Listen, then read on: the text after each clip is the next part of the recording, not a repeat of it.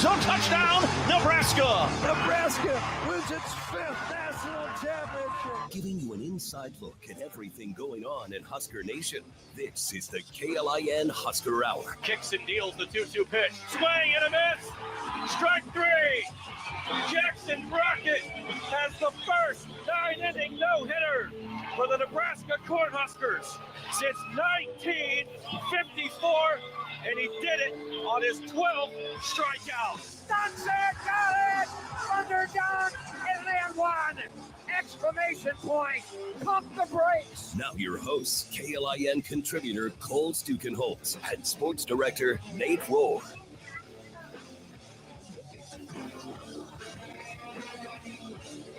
Good Saturday morning. Welcome to another edition of the KLIN Husker Hour, where we are past the spring sports season. Officially, it is, well, not officially. Actually, there's still a few folks still playing in terms of track and field. We are past baseball and softball season. The super regional round is going on in college baseball. College softball season just ended last night with a national champion. Whatever. And a lot of sports court news and legalese is coming down the pike, as well as a historic settlement just occurred yesterday. But before we get to all of that, Nate, I want to talk about the 7-on-7 down yesterday, as we've got a little mini roar in there. Okay. Yeah, we got two, in fact. Yeah, hi. Lena and Matt. Talk about Trey Taylor and Ahmad Hudson, don't they? Yeah. Hey. I tell you what, so you had the Friday Night Lights thing back in 2017 when Mike Riley was coach, and everybody's going crazy about Micah Parsons, and oh my gosh, look what he's doing. I think we're going to be talking about Ahmad Hudson in that same way, because that guy was catching everything Trey Taylor was throwing to him. He's huge. He's going to be a 5-star, I think, as a tight end, and he's playing with Nebraska's quarterback of the future, Nate. Go get him, Rule and company. Yeah, and now that we know how much money we all have to spend, gentlemen, start your pocketbooks. I guess figuratively and digitally now, but it was a good chance to get a lot of great players on campus. Whether it was guys who are committed, guys who may commit, or even guys who they themselves may not commit, but somebody on their team might, or they've got a younger brother that can play. It's just good. The more, I've heard this from every coach, and maybe the calculus on this has changed a little bit because money is now a part of the equation. But, everything I've ever heard about Nebraska athletics recruiting is if you get them on campus, your shot of getting them to sign up to be Huskers just multiplied exponentially. So you get a lot of good players on campus, and your shot to get them to play for the Huskers shoots up. And you're not going to get them all. You're not going to even get a majority. But you'll at least have a better chance with a lot more good players. And so that was a valuable event, and I'm sure, Matt Rule's tried to find every angle that he can to bolster the talent here, and that's an important part of it, just getting guys here and seeing what Nebraska football is all about. Yeah, and you had some stars not only playing, but some former stars that were out there as well. Cam Newton, yes, that Cam Newton, Heisman Trophy national championship from Auburn in 2010. He was there coaching his team, and he's saying, "Oh yeah, this is a pretty cool setup you got here." Matt Rule's taking pictures with Cam Newton. You got Trey Taylor signing autographs like he's already here, like Dylan Raiola does, and a lot of talent on the field, like you said. And that is the key, is getting him here. And the confluence of events with this, the huddle thing that's going on this weekend, along with the 7-on-7 tournament. You have every way imaginable that you can get kids to campus. Nebraska is doing here in this month. And frankly, they've kind of bet on themselves. If you look at what recruiting has been for the Huskers in this cycle, they only have 4 commits. and they've really been aiming at this month and these kids that they're bringing into Lincoln in particular. And so with kind of putting all of their eggs in that basket, yesterday was a great day. The weather was good. It's raining like crazy here in Lincoln right now, but the weather was great yesterday for this event for those players and seeing what Nebraska and the campus and the city is all about. So you couldn't have asked for better setup for that. And then the other thing is Nebraska is on the forefront of this thing. Everybody's going to be trying to copy this going forward. But if you're the first, you can take advantage of it before anybody else can. And having all of the talent that was in as many, 4 stars, they're young kids. They still could go up or down, but as much talent as you could assemble in one place, Nebraska really seemed to hit it out of the park.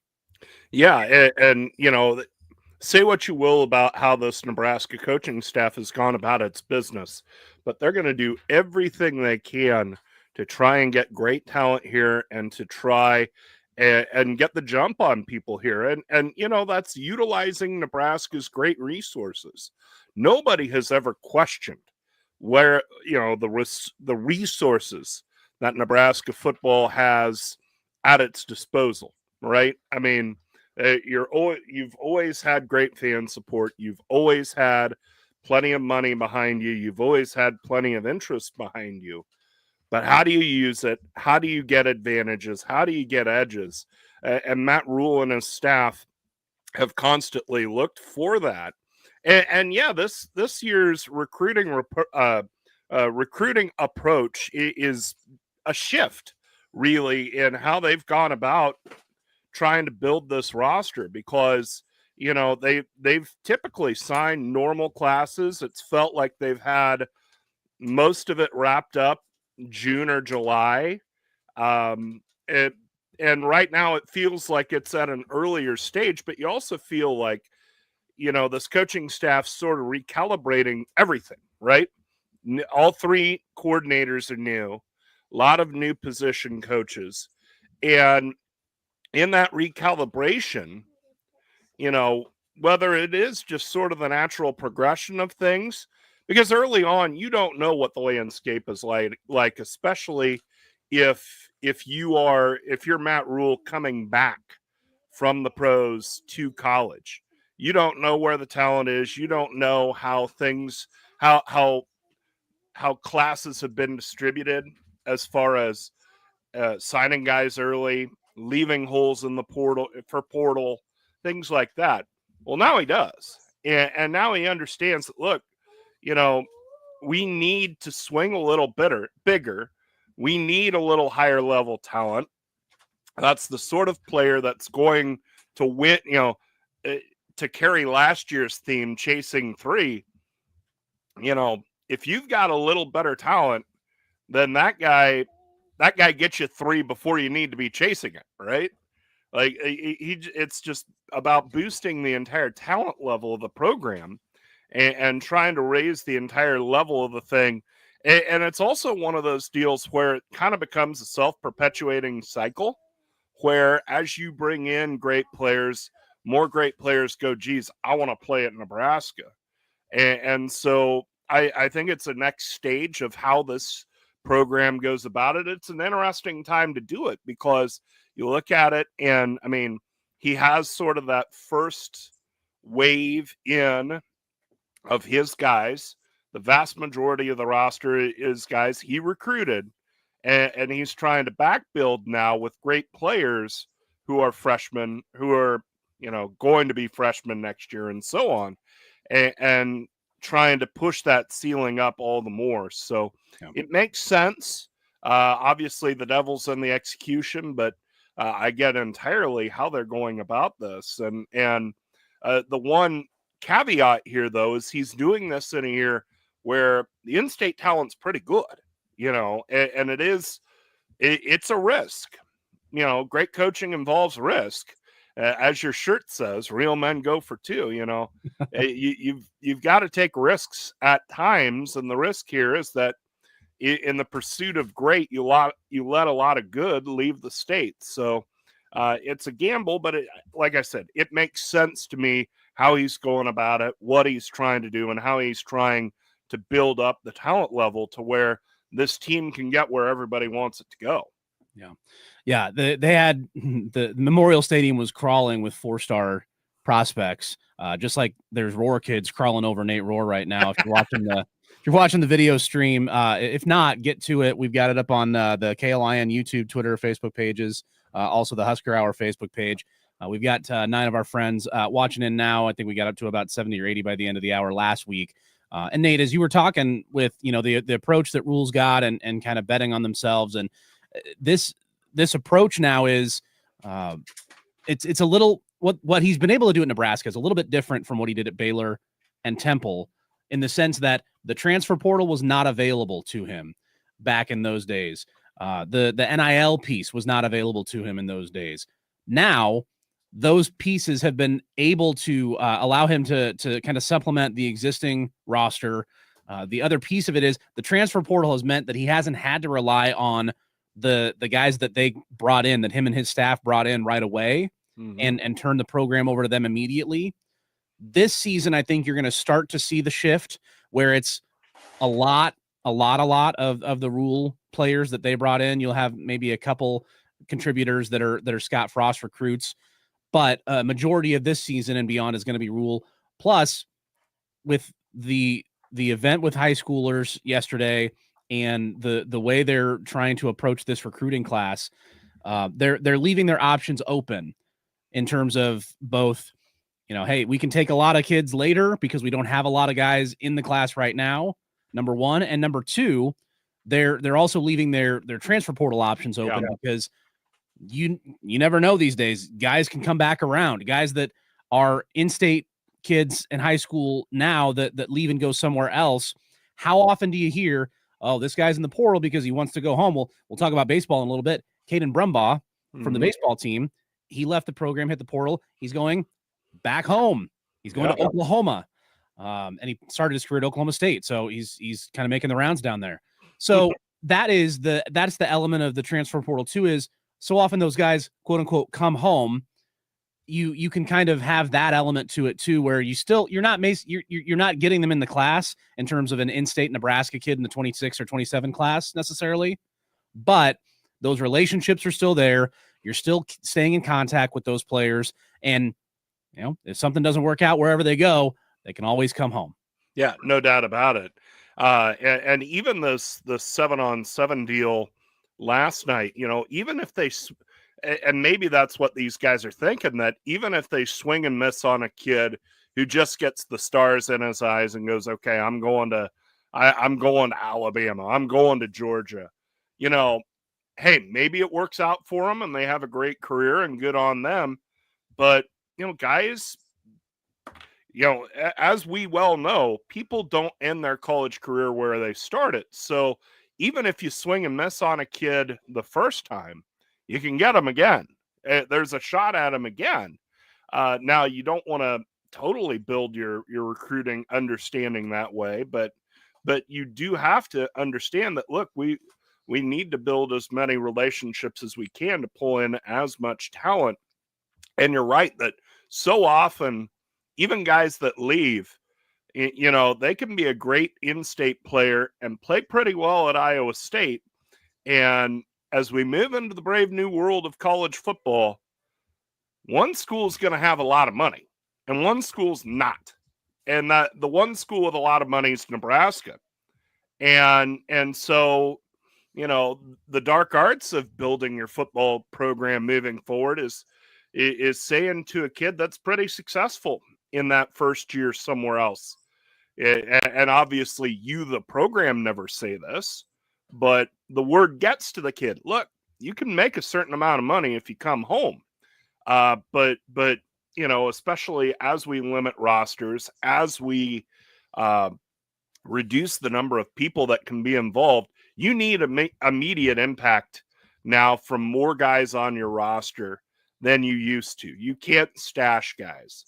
And so for better or worse, we're going to see more of this where you operate with the idea that, look, we're not entirely sure about this kid. We're going to let him go somewhere else, make his mistakes with Iowa State, Kansas, K-State, whatever. And then when he's good and ready, we'll call him up. We'll find a way to get the message to him that maybe we have a spot. I'll have my people call your people. Yeah. I mean, hey, I'm not saying Nebraska isn't going to cheat, but, let the word gets to athletes, and it can be former high school teammates. It can be club teammates. It can be guys you met on the recruiting trail. Whatever the case is, understandings can be communicated. And so, while I don't love seeing somebody go to Iowa State for the possibility that they stick, at the same time, it's not nearly as distressing as it used to be.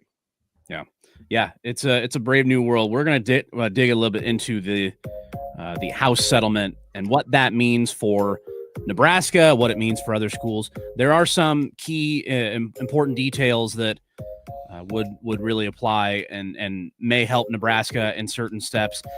And then there's other things that are up in the air as to what might happen. There's, as ever, court challenges will continue to this thing. And who knows, maybe Congress will actually pass a law or a bill or something that will change things altogether again. But we know a little bit more now than we did yesterday. Plus, know a little bit more about the new college football video game and how that those revenue payments will be made, as well as the end of the baseball season. We're going to put a wrap on that officially as the Husker season ended last Sunday against Oklahoma. Plenty more to come. And also, Matt McMaster from 1620 The Zone, our sister station up in Omaha, former co-host here, will join us as well. So a lot to come here on a busy Saturday morning. It's the KLIN Husker Hour with Cole and Nate. More after this. Dad. Yes, Bobby. There's a patch that I really like, this one, and I really liked this one.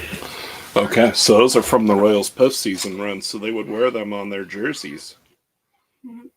Wait, can I have one? No, buddy. See if we can track down some more, though. Bobby Broom.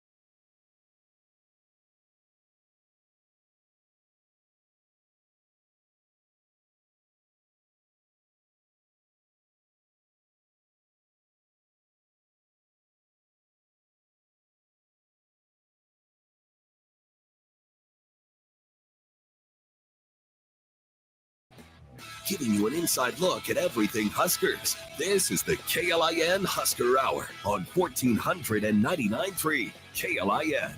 At this thirst. Did you hear these guys are going to play at PBA?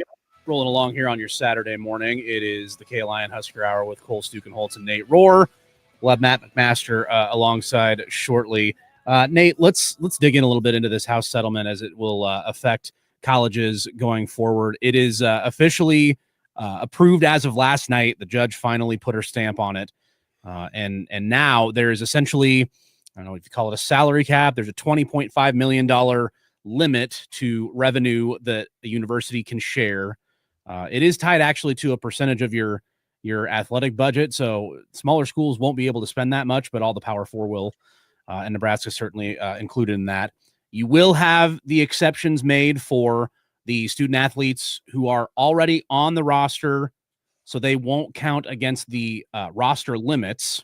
So that helps Nebraska big time because you don't have to trim down immediately. And you'll also have the decisions to make now as an athletic department of how much of that $20.5 million goes to this sport and this sport and this sport. And so those decisions will be made. Obviously, a lot more to come. There is a clearinghouse for the NIL deals that are with outside businesses. If it's over $600, it has to go to that clearinghouse, has to get approval. Who knows what the hell that's going to look like? But it's a brave new world. We have officially entered that phase, and this all goes into effect officially on July 1st. Yeah, I'm glad that we have some clarity. I'm glad that we have a roster size understanding, because as we enter into the summer, you need to know how many spots you have on your roster, how many opportunities you have for kids. The kids and their families need to know, who's paying for my child to go to school, however that might be. Obviously, they don't care. Is it NIL? Is it from the school? Whatever. They just need to know that that bill is going to be paid by somebody. So I'm glad that we have some definition and clarity on roster sizes and how many spots you get. The part that troubles me is that $600 NIL clearinghouse, because it seems to me a means by which to try and control how much these student athletes get other than from the university. I mean, my thinking is, and we're seeing this in softball right now with Nigeri Kennedy at Texas Tech, and they go down to defeat last night. But clearly, a booster or a set of boosters at Texas Tech said, look, I really want to see Texas Tech softball be good. Nigeri Kennedy, it would be worth it to me for Nigeri Kennedy to play for the Red Raiders. I will sign that check. And I can't imagine what $1 million of NIL value from anybody looks like, unless you're a big national company, with big commercials, if you're just some cattle farmer out west that loves Nebraska football, you're willing to pay whatever, to see the Huskers make a run. And, what has really gummed up the NCAA historically is this idea that they need to figure out where every student athlete is getting every nickel, right? And if there's been one good thing that has come from the NIL era, it's gotten the NCAA's focus off of that, because they were allowed to chase down.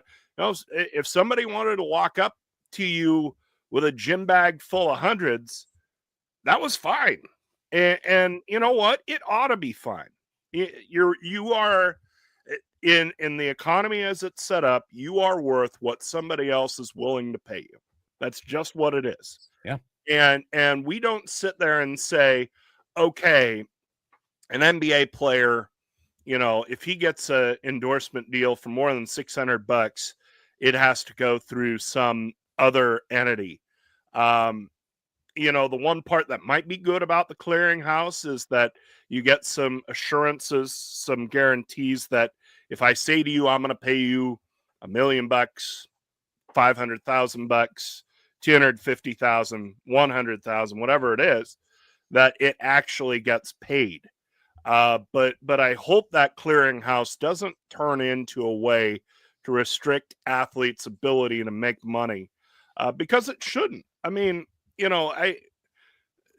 college athletics has tied itself in knots to try and limit the earning potential of athletes, and it's stupid. It's a waste of time, and so, and frankly, it doesn't make the games any better, because it kids will then just go pro, and you're just going to waste time, and you're going to punish schools for trying to pay kids whose actions are interesting and compelling to a fan base.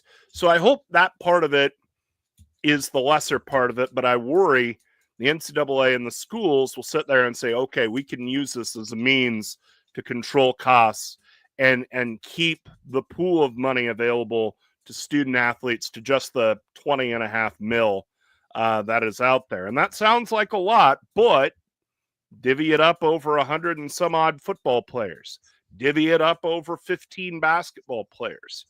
We'll see what other markets develop from there. Women's basketball, volleyball, baseball, softball. Is it a spot where you use money in one sport one year and then shift it the other year? It's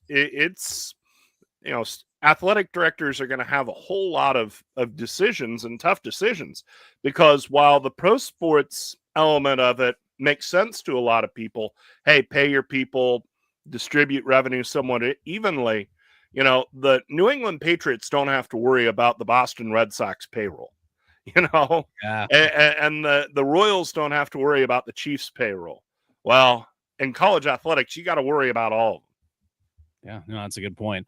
But Nate, they're amateurs. Like, I won't enjoy the game as much knowing that they're paid money. Like, they're amateurs. They should be doing it for love of the sport. No, that was the NCAA's argument for years, right? Like, that's the whole reason we're in this mess. I really loved reading through on social media a lot of the people that have followed this really closely, like Matt Brown and Chris Vanini and Brandon Marcello. Like, they were all kind of throwing in their 2 cents. And yeah, all this kind of goes back to the fact that the NCAA would not let EA Sports pay Sam Keller video game money. Like, you want to boil it down, like, he was one of the court cases. He wasn't this house settlement court case, but Ed O'Bannon, Sam Keller, a few others, they were all the key court cases that essentially led to this house of cards all falling down. And it's not that, oh, well, I'm not going to enjoy the games because I know they're paid. No, in fact, you're enjoying the games more now because the players are paid. They're sticking around longer. Yeah. They're going to extend their stays in college because they are being paid their worth. And it does make the games more aesthetically pleasing for the viewer. Yeah. And the piece that will benefit a place like Nebraska is they'll be able to utilize a few other different things within that 20 mil. And like you said, they're making decisions on how they do that, but they have some other sports that are pretty prominent, and where you might have some schools where they're going to say, well, we're going to focus on football and men's basketball, and everybody else gets scraps, right? What's that going to do to the athletic department? Nebraska is going to have a little bit more of a meritocracy, it sounds like, based on what Troy Danon said, where if you are a sport that is succeeding at a high level, you're going to see that represented in your revenue share percentage. And volleyball in particular, that's the big one where I think Nebraska is going to be giving them a little bit larger percentage. Yeah, I think Nebraska, from a volleyball standpoint, is going to have the biggest war chest of anybody.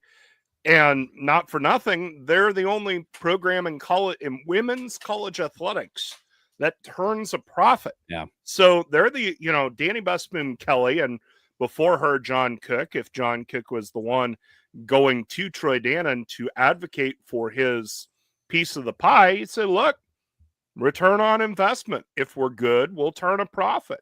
Now, other sports, you think of women's basketball, when they're good, they don't fill up Pinnacle Bank Arena, but they put quite a few butts in the seats. And you look at what softball was able to do this year, drawing 2,500 a game, and I can't imagine that'll be hurt at all by their performance this year. No. And so there's a case to be made to give more money to women's basketball and softball and even baseball. There's been some discourse this week about where does baseball sit in the list of priorities for Nebraska athletics. Well, Nebraska can be pretty aggressive on baseball. And one other thought with the NIL piece of it, $20.5 million, it doesn't all have to go to football. This is not a situation where that whole chunk has to go to football. And again, the players, I don't think they care whether it's football, whether they get their money from the athletic department, whether they get their money from, pick your pet business around the state of Nebraska. As long as they get their money from somebody and they know it's going to be there, they're going to be okay. So, you can shift money that other schools are having to spend on football and men's basketball to stay in the mix on sports like volleyball, women's basketball, baseball, softball. One other thought, Cole. This is where Nebraska's athletic department is currently set up is an advantage, because you look at the rest of the Big Ten conference, and most of the Big Ten, they have 30-some varsity sports. And you're talking about field hockey and lacrosse and, ice hockey, men's and women's, and on down the list. Nebraska's got 24. And really, in effect, in terms of personnel, more like 20.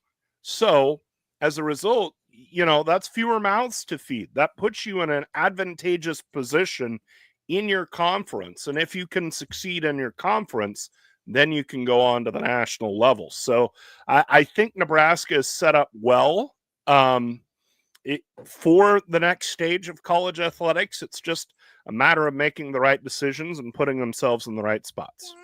Yeah, there's quite a bit to dig into. And yes, there's some people who are going to cry, Nate, oh, but if you give money to this sport and this sport, what about football?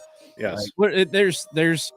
There, you still have the other NIL clearinghouse. Dylan Raiola is still getting his money from Adidas. There's ways that you can make this happen. But now we have a little bit more clarity. Maybe we'll have a little bit more on this. We'll see. But we do need to wrap baseball for the season. I've got some thoughts on the new the college football video game and how that money is going to be distributed to universities. That's an interesting nugget you'll want to hear as well. So more to come here. And then we're going to start digging into position previews this summer. We'll get that set up here soon as well. So more to come here on the KLIN Husker Hour. For over 80 years,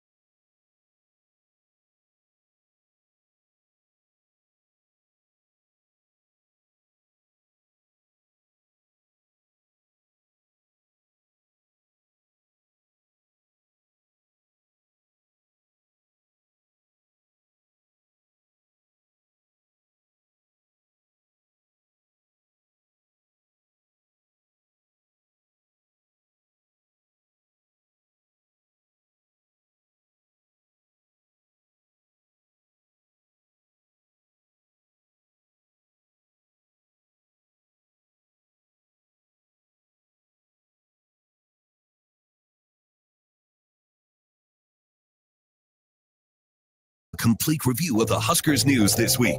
This is the KLIN Husker Hour on Lincoln's Husker Radio, 1499.3 KLIN.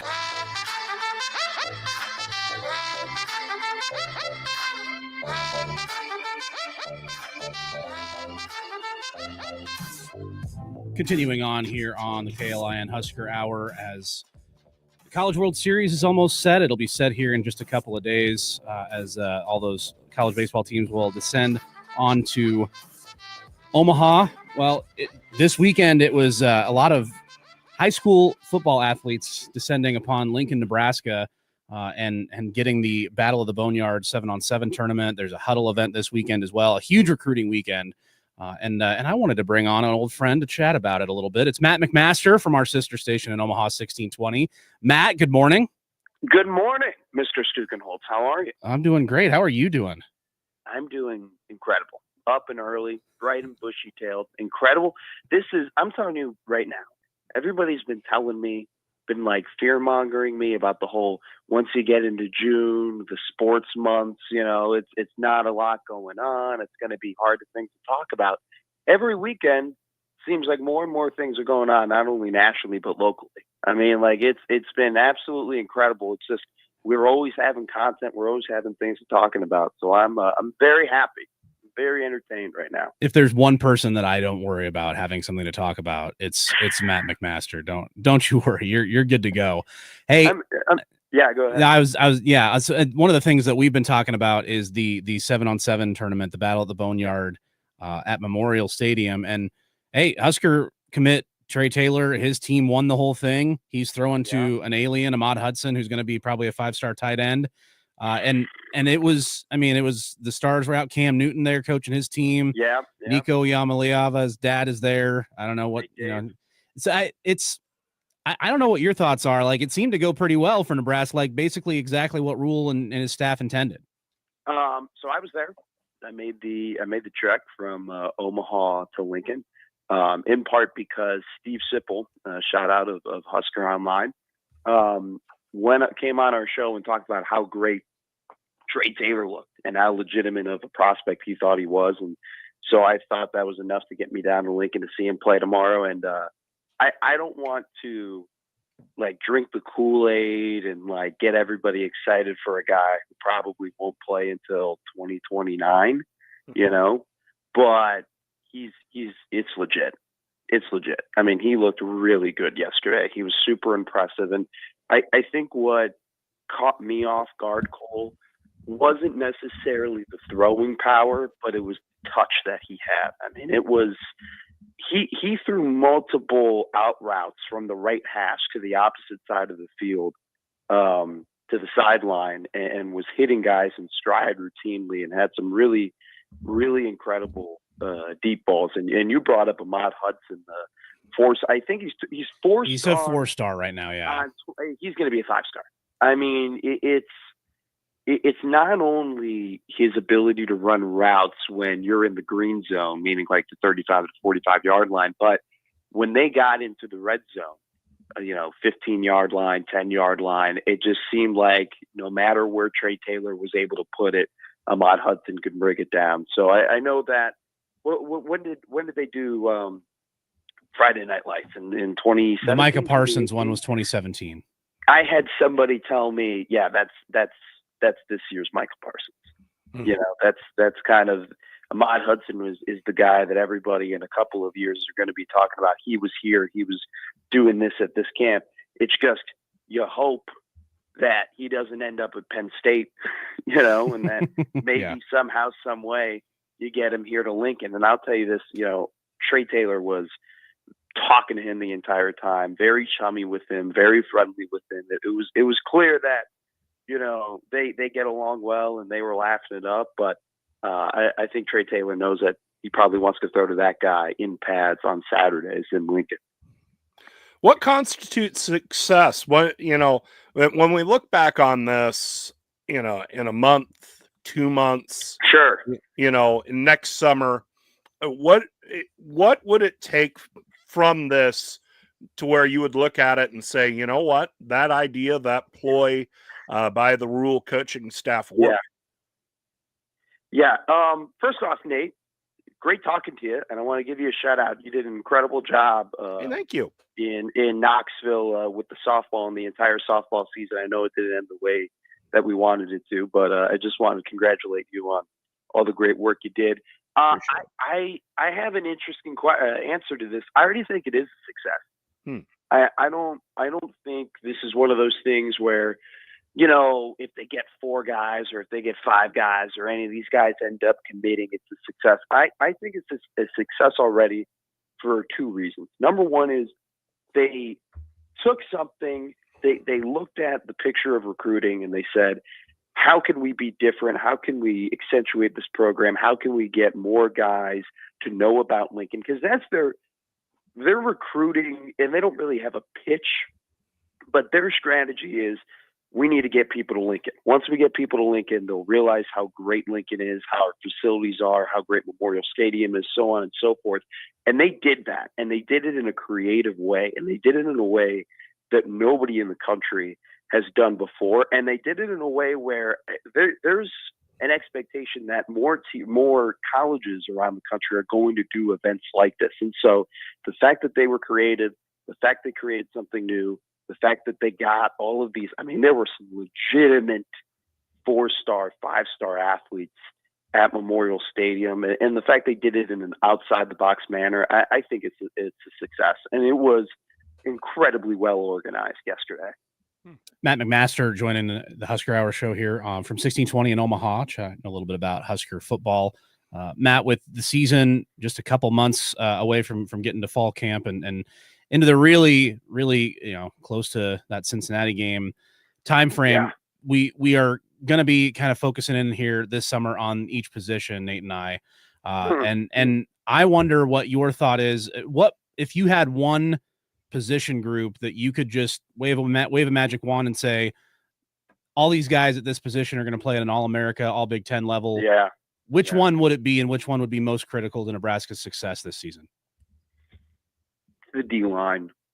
And this, I mean, you know me. I think this is more like a Matt McMaster thing than it is like a Nebraska thing. It's just, I think if you can get your front four, your front five, if you can consistently get pressure on the quarterback, you're going to be incredibly successful in the game of football. But I think, if we're angling it back to Nebraska, this is the position group, the D-line, that I worry about the most. Because if we're really calculating what you lost and what's returning, right, in terms of production, this is the position group that has the least. They lost the most, and they don't have, Riley Van Poppel's incredibly talented. So is Keona Davis and Cam Linhart, and Elijah Judy now is a Husker veteran at this point, which is crazy because, it just seems like yesterday he transferred in from Texas A&M. But it's one of those things where, man, I don't think people realize the hole that Ty Robinson and Nash Upmaker have left on this defense because of how effective they were. So if I could wave my wand and say this position group is going to be incredible, it's the D-line. And if this is the case, the D-line, ends up having production that equals the potential that they have, I think that this Nebraska team is going to go places that maybe we don't even anticipate. Yeah, you talk about the D-line being the biggest question. Yeah. Let's flip it over to the offensive line, because I feel kind of on one level there's some similarity there, and you lost some big pieces, specifically Ben Scott at center. But there's also big potential there. The Rocco Spindler addition, Pritchett's a guy who there are questions about, but there's also high potential there. What do you see from the offensive line, and how far do they have to go in your eyes to become a strength? Yeah, this is a big year for Donovan Raiola. I think that when he came in, he didn't have, he was taking over an offensive line that wasn't that good. And now we're in the fourth year of him being the O-line coach. And we're getting to the point where, right, these are your guys. These are guys that you brought in. These are guys that you're going to have to develop. And I think this is a pretty deep group. I don't think that there's a superstar. And I think this about a lot of Nebraska.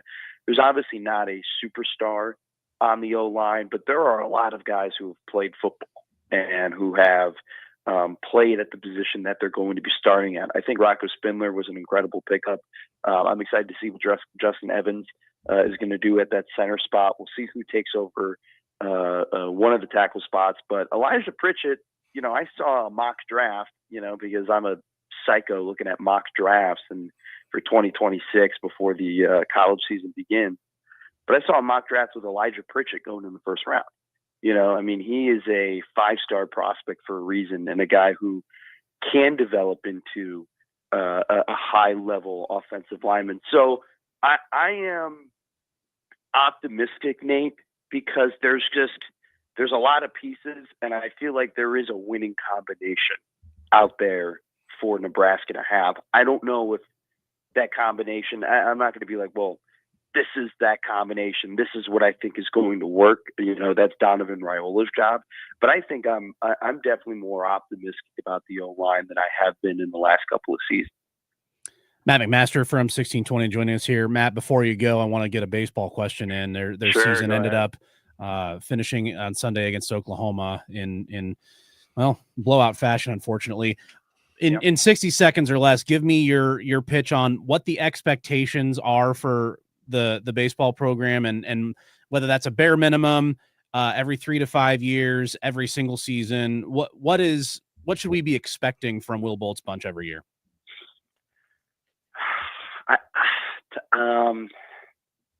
I would say top 5 in the Big Ten, and I think we should expect them to be the best or the second best amongst the non-Pac-12 Big Ten schools every year. That's my expectation, and my expectation, honestly, is that you are competing to get to a regional. You're really close to getting to a regional every single year. I don't know. We're going to have to see in this rev share era, what slice of the pie baseball gets and how much of an investment there is into this team and whatnot. I think those are going to be some really interesting questions and things that we talk about as we get to the July 1st, NCAA settlement. When we implement rev share and all that stuff, it's one of those things, guys, where it's like, to me, bare minimum should be making the NCAA tournament every year. And I don't know how. It's just been a weird year. This is a weird year. It's hard for me not to call it a success, but it's hard for me not to be disappointed with some of the things that occurred. And so I think that baseball is one of those sports that we'll definitely be keeping an eye on as, these months go on, to see where it really falls in the hierarchy of importance for Nebraska athletics. Yeah, it is a fascinating time, no doubt about it. It is. One more before we go. If you had one over $600 NIL deal where you had to send it through the clearinghouse, what would it be? Is it a hair care business? Is it electric scooter company? What do you got? Hats. I'm 47. Just give me hats, man. Just give me all the hats. It's a different hat every day. So I want all the hats. I'm sending lids your way. We're going to get an endorsement deal for you. Incredible. That'd be incredible. All right, Matt McMaster, you're incredible. We appreciate having you whenever we get a chance. Good stuff as always, and we'll talk to you again down the road. Appreciate you, Cole. Appreciate you too, Nate. Yeah, we'll see you, Matt. Thank you. Yep. All right, there he goes, Matt McMaster. Really, hey, he wants a hat deal. We can make this work. I'd be okay with that. I don't need an NIL deal. The head of hair that he has, though, you shouldn't be putting that under a hat too much. That kid, he's got that early 20s hair. Oh yes, it's just flowing. You don't have that forever, Matt. Spoken like a true elder there, Cole. Yes, this is true. I am, in fact, in my 40s and don't have as much as I used to, but that's okay. We're still cooking. All right, moving on. When we come back, I'm going to give you my thought on, well, number one, what is the thing that Nebraska and other schools are going to get paid for based on the new college football video game, and my thoughts on that as well. So come back for that, and we'll get you ready for the weekend as well.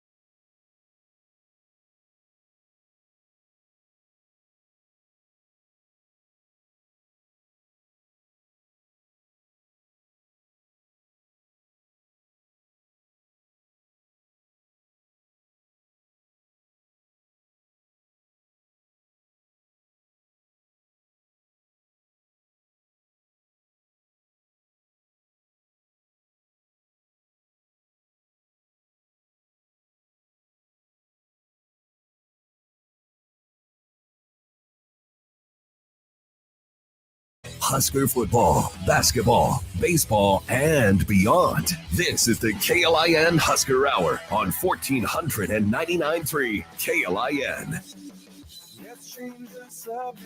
Big thanks to Matt McMaster. If you missed our segment with him or any other part of the show, and you're not tuned into the live stream, you can always check back with the podcast. Make sure you're subscribed on Spotify, Apple Music, YouTube Music, wherever you listen to podcasts. Give us a rating, give us a review, tell your friends. We will not be done with the spring sports, Nate, until track and field is done, and there are 13 Huskers that are qualified for the NCAAs that are June 11th through 14th. So best of luck to them. And also, there are 5 Huskers that are going into the Nebraska Athletics Hall of Fame, including Aaron Taylor from football, who won, he won 4 national titles, or 3 national titles. 3, yep. Dang, 3 in 4 years. Yeah. 93 to 97. 4 of those 5 actually won a team national championship, including bowling and volleyball and gymnastics. So congrats to them. And Ndamukong Suh on the College Football Hall of Fame vote. He's up for that finally after having been officially retired for long enough out of professional football. Yeah, if he's not a first ballot Hall of Famer, I don't know what we're doing here, but the College Football Hall of Fame deal is odd because it seems like it takes guys forever to get in, despite great careers. I mean, they're still inducting Heisman Trophy winners in. I mean, if you're a Heisman Trophy winner, I don't care. That should be a fast pass the next year in. Yeah, or I think Cam right Newton after when you retire. Right. You have to wait at least like 10 years. You have to be retired from pro football. Sometimes they waive it. They did make an exception for Mike Leach. They dropped what was it? You went from 50% to 49.5% winning percentage, or 60 to 59.5, whatever. Yeah, there you go. So Mike Leach could get in, which I think that is well deserved as well. So good for him, and good for hopefully Ndamukong Suh. Maybe we'll see him officially inducted. But yeah, I would think he would get in on the first ballot. The other college football news, Nate. It's July 10th. College Football 26, the second iteration of the comeback of the video game. If you get the bundle or whatever with Madden, you can get it 3 days earlier. At any rate, it's coming. We're about a month out. Have you heard how the schools are going to be getting their pay distribution this season? Well, I understand the more their school is played with, the more money they get.